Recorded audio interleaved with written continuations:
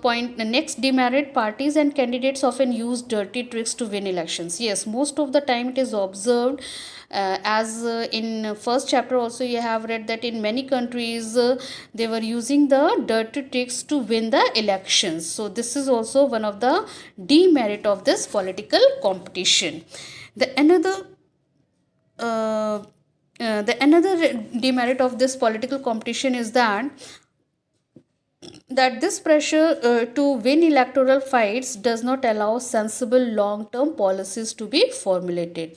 Just to win the elections, the political parties do not mm, provide a meaningful choices to the people. Most of the time each and every political party put forward the same policies, as well as whatever the policies they formulate, that does not have the long term effect on the society. So this is also the another demerit of this political competition. The last but not the least, that some people who may wish to serve the country do not enter this arena. Yes, the people, those who could be much better, can perform better, can make some changes in society, they never join this sphere, okay, this politics as their career.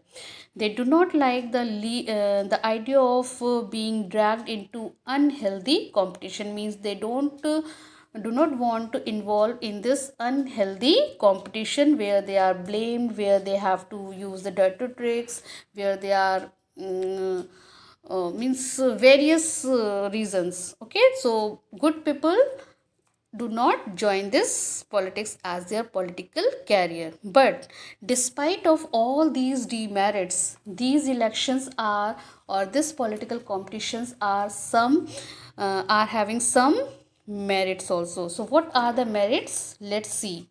As very earlier we discussed that if there would not be any competitions, elections will become pointless, means the elections will become meaningless. Okay. Next, uh, is regular electoral competition provides incentives to political parties and leaders. Yes, whatever the elections are held on regular basis, this electoral competition incentive to the political parties, means every time for the every next election they make preparation, they make changes in their policies, they make changes in their election manifesto, okay, accordingly. So it is a incentive for the political parties and leaders also try to groom their personality so that they could be able to win the election. So this is also the another merit of this political competition. The next is that they know that if they raise issues that people want to be raised, their popularity and chances of victory will increase in the next election. Yes, they know very well that if they will raise those issues that are expected by the people, so definitely the chances of their popularity and victory will increase. So they try to polish themselves, polish their policies, and to polish their skills, to enhance their skills and to enhance their knowledge and experiences. They also know that if they fail to satisfy the voters with their work, they will not be able to win again. Yes, this is also the reason that is why they continuously make effort to improve themselves. So, if a political party is motivated only by desire to be in power, even they it will be forced to serve the people. This is a bit like the way market works.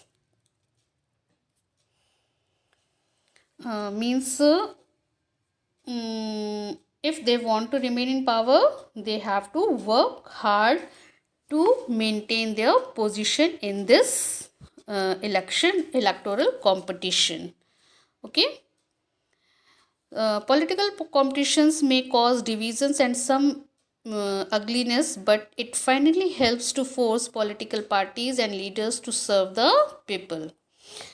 Though there are various demerits of this political competition, but still it has a very broad base that it helps the people.